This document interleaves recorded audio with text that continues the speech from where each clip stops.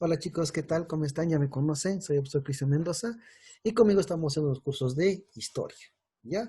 Bien chicos, entonces vamos acá, estamos en el curso ahora de historia universal. Acuérdate que en historia universal ya estamos en el video número 2, estamos segundo periodo. Y esta clase está dirigida para los chicos de N4, los de nivel 4. El tema que vamos a desarrollar está tal y como está en el libro y el tema se llama unificación italiana. ¿Ya? Ese chicos, vamos a ver cuando surge el país llamado Italia, porque Italia no existía tal y como país. Habían reinos dispersos que hablaban el italiano, pero no estaban unidos, ¿no? Algo de esto les hablé en la semana pasada. A ver, comencemos entonces. Bien, entonces vamos a desarrollar, chicos, nada menos que la unificación italiana. Como tú puedes visualizar, como tú puedes ver acá en el mapita, ¿ve? El actual Italia, antes de su unificación, estaba dividido en varios reinos. ¿Ve? Observa ahí, mira, ve. Cerdeña, Piamonte, el reino de las dos Sicilias, los estados pontífices, Toscana, ¿ve? ¿Se dan cuenta? Entonces, estaba ahí, había divisiones, ¿ve? Pero vamos a ver el día de hoy cómo finalmente se unifica Italia y se convierte en protagonista para la Primera y para la Segunda Guerra Mundial, ¿correcto? Muy bien, vamos acá, antecedentes. ¿Qué pasó antes? Miren, ¿se acuerdan de Napoleón? ¿No? Napoleón I, Napoleón III, la semana pasada nomás hablamos del imperio babilónico, del imperio napoleónico, ¿no? Y estaba el sobrino de Napoleón, Napoleón III, ¿correcto? Ya. Pero antes de él, cuando derrotaron a su tío Napoleón I, se había dado el Congreso de Viena.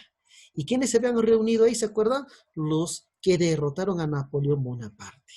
Y se ve, el Congreso de Viena, 1815, posterior a las guerras napoleónicas, los que derrotaron a Napoleón, acordaron que Italia quedaba totalmente dividida, sin ningún tipo de institución unificadora. ¿Y por qué? Porque estos reinos, ¿no? Eran independientes, pero Francia, España, Austria, tenían acá, tenían pretensiones sobre estos lugares.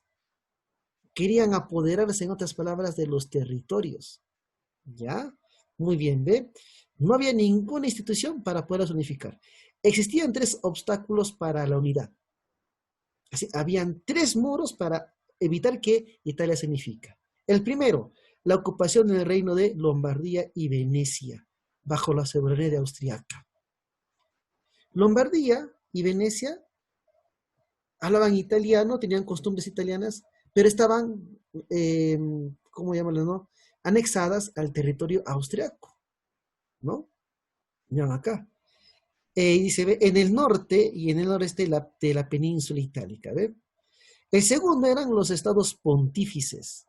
¿Y qué eran los estados pontífices? Era pues el Vaticano, Roma, ¿no? La sede de la Santa Iglesia Católica. ¿Ve? El segundo eran los estados pontífices bajo la soberanía del Papa, situados en el centro de la península. Y ellos no querían pertenecer a un estado, no querían la iglesia, era un obstáculo para la unificación italiana.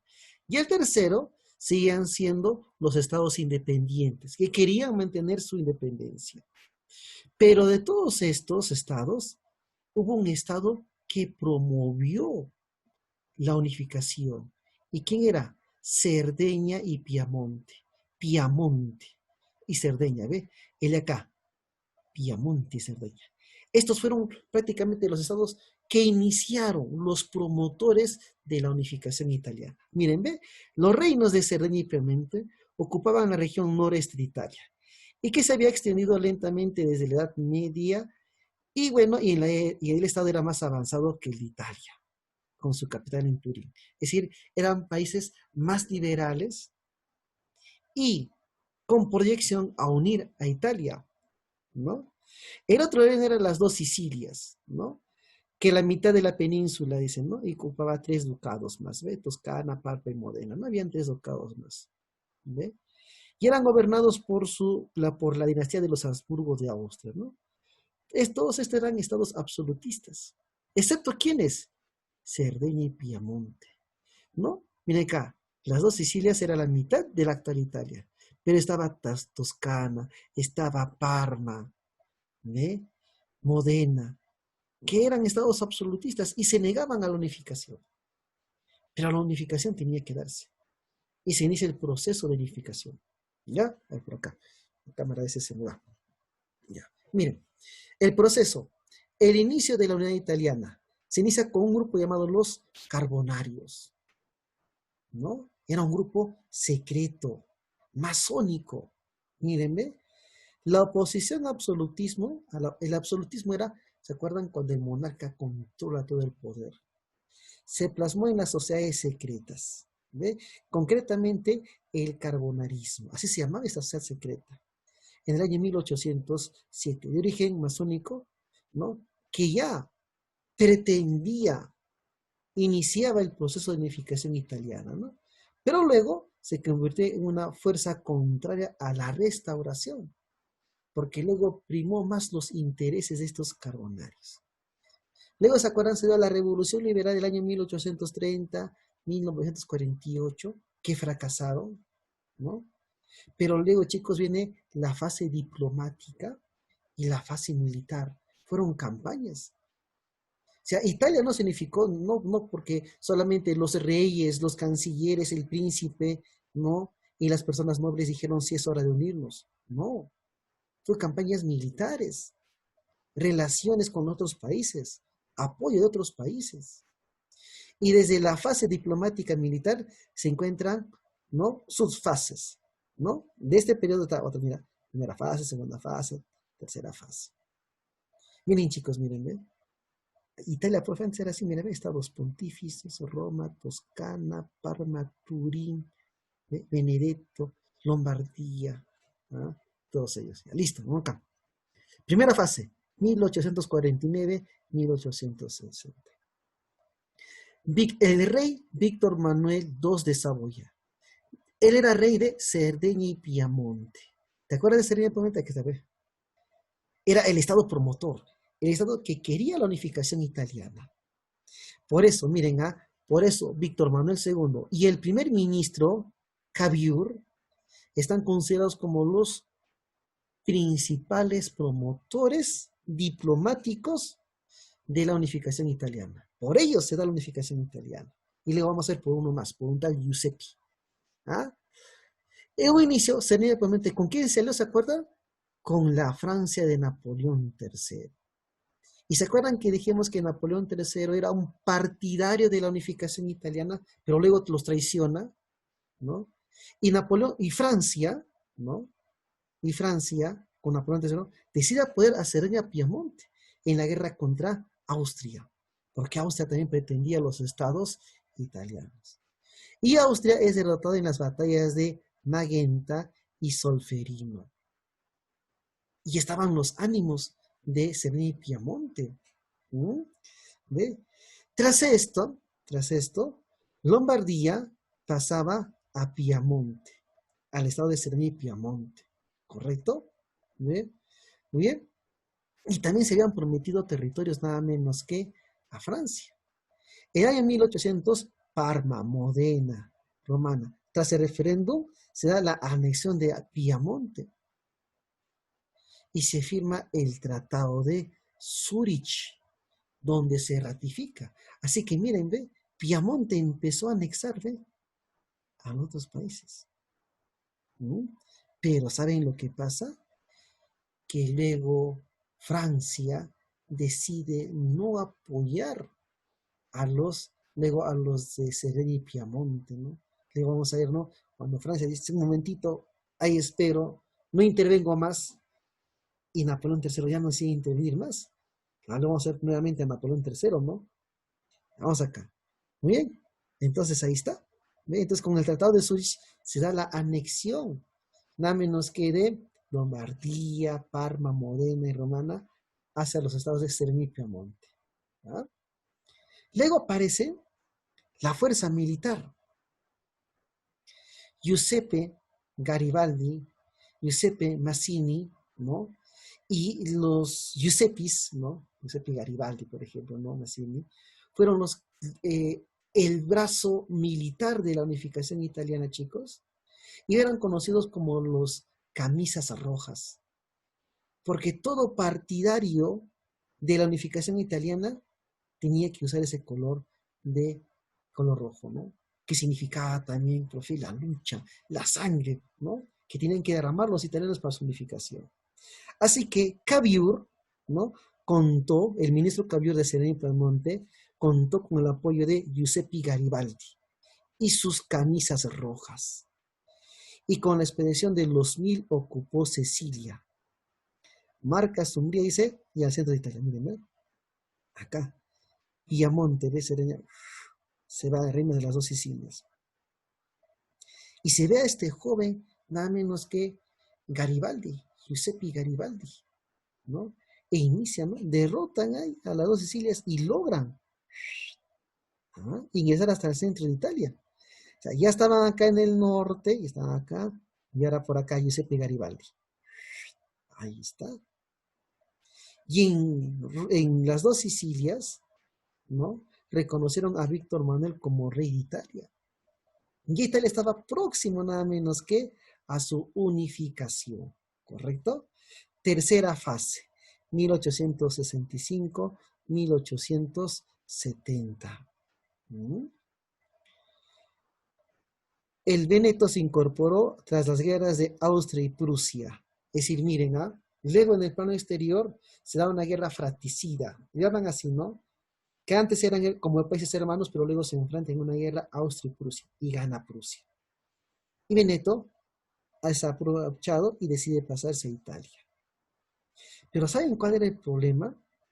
¿No? Que se desata, chicos, la guerra franco-prusiana y Napoleón quita el apoyo a Cerdeña y Piamonte. Quita el apoyo, ¿no? Ya Francia con Napoleón III ya no tenían nada que ver. Pero ¿cuál era el último obstáculo? Los estados pontífices, ¿no? Los que estaban reinados por el Papa. Y contaba, ¿no? Y capital, ¿no? Roma como capital, ¿no? Se incorporó tras la derrota franco-prusiana. Los franceses fueron derrotados.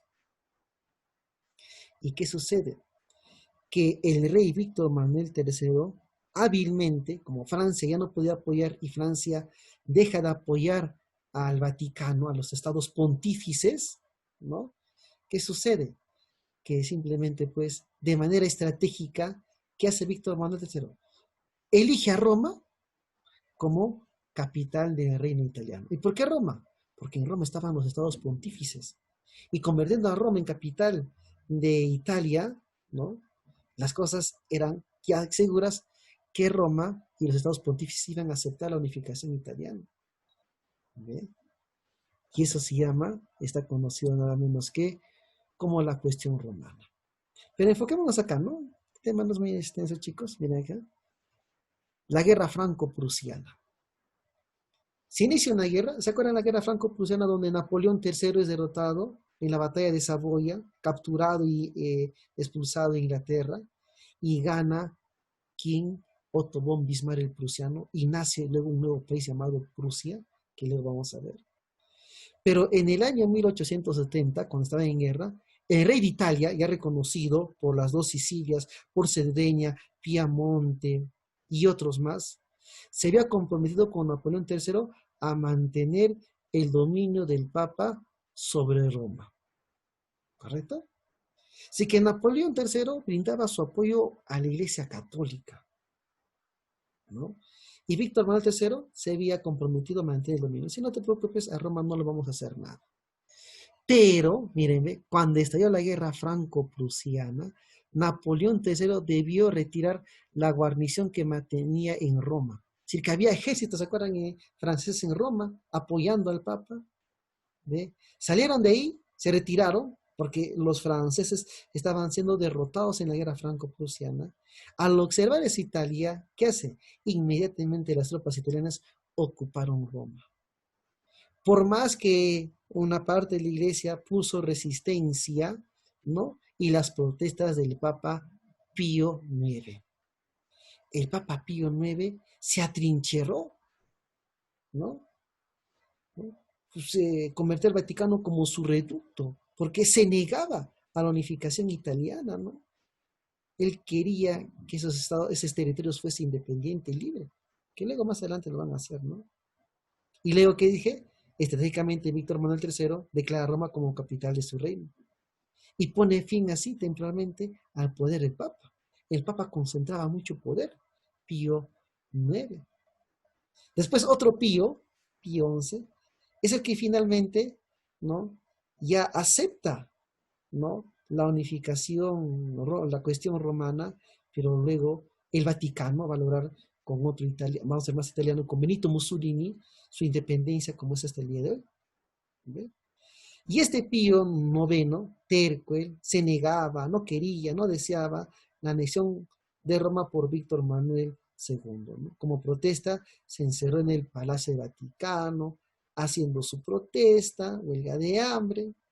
No quería saber esto el Papa, ¿no? Pensando que los demás países iban a salvaguardar, pero Francia estaba en guerra con Prusia, Austria no tenía mucho poderío, España estaba en sus propios asuntos, Rusia estaba en sus propios asuntos, y no fueron a salvar al Papa. Y ahí nace la famosa cuestión romana, ¿no? Cuando el Papa se niega a aceptar a Roma como unificación, como que Roma fuese la capital de Italia, ¿no? El reino italiano. Y bueno, los demás, ¿no? Cerdeña, Piamonte, las dos Sicilias y los demás, Venecia, Lombardía, aceptaron a Víctor Manuel como rey de Italia y aparece el héroe, nada menos que Giuseppe Garibaldi, ¿no? ¿Ah? Y acá está, mirenme, Giuseppe Garibaldi ingresando nada menos que Italia, ¿ve? Para los colores de la bandera italiana, ¿ve? Y acá están los tres artífices, ¿no? El ministro de Cerdeña y Piamonte, Cavour, ¿ah? El brazo militar, Giuseppe Garibaldi, y el de rey, ¿no? Primero fue, acuérdate, rey de Cerdeña y Piamonte. Y acuérdate, pregunta de examen. El estado promotor era nada menos que Cerdeña y Piamonte. Y estaba Víctor Manuel II. ¿Te das cuenta? Bien, chicos, repito la práctica. Bien, vamos a sacar acá la plumita. Ahí, está la plumita. ¿Qué dice la primera pregunta? La unificación italiana tuvo como serio problemas a la Iglesia Católica. La Iglesia Católica no quería. Lo llamaron la cuestión romana. Iniciada por el Papa Pío IX y comunidad luego por otro Pío, Pío XI. Ahí está. Muy bien. Miren, durante el proceso de unificación italiana, participaría el emperador francés Napoleón III, ¿correcto? El cual luego de prometer ayuda a los italianos de Cerdeña y Piamonte para expulsar a los austriacos de su territorio, terminó traicionándolos y acordando repartirse con Austria los territorios de Nicia, Savoia y Lombardía, ¿no? Pero esto se estipuló en el llamado acuerdo de Villafranca, ¿no? En un momento dudó, pues, Francia para apoyar a los estados de Cerdeña y Piamonte. Víctor Manuel II fue aceptado como rey de Italia por el Parlamento reunido, ¿dónde? En el reino de las dos Sicilias. ¿Se encuentra? ¿Ya? A ver, ¿qué más? Dice, uno de los principales ideólogos del proceso de unificación italiano fue el fundador joven de Italia, Giuseppe Garibaldi. Aunque había otro Giuseppe Mazzini, pero Garibaldi es el héroe, ¿no? Denominado la cuestión romana, se inició donde el Papa de quién? Pío IX. Pío no quería, ni Pío, ¿no? Con el apoyo francés, los sardos pudieron vencer, dicen, ¿no? En las batallas de Magenta y Salferino. ¿A quiénes? A los austriacos. ¿Dónde está? Dice, el destacamento militar de las 1000 camisas rojas de Giuseppe Garibaldi estuvo dirigido por él, ¿no? Giuseppe Garibaldi. Ahí está, ¿ve? Los otros Giuseppe Mazzini, Silvio, Pellico, Manzano, entre otros, quienes reclamaban, dice, de los soberanos constituciones escritas deseando la unidad de la península y la expulsión de los dominadores austriacos, fueron un movimiento llamado los 1000 camisas rojas. Querían la unificación total de Italia y no querían la participación de Austria. Para la unidad italiana se presentaron 3 propuestas sobre el sistema gobernativo. Esto no lo hemos tratado porque es en el plano político de la unificación italiana. Pero obviamente iba a ser una monarquía constitución liberal, ¿no? Confederativo, república y una monarquía liberal, ¿ve? Ahí está. ¿Ya? José Francisco de Austria, emperador de Austria, ¿no? Tuvo que ceder el reino de Lombardía tras la firma del Tratado de Zúrich. Zúrich. ¿Ok? Ahí está, chicos. ¿Ya? No te olvides, de este tema y el DHP que vamos a grabar viene, ya sabes, todos los miércoles tenemos nuestra evaluación, ¿ya? Nos vemos y nos encontramos el día miércoles.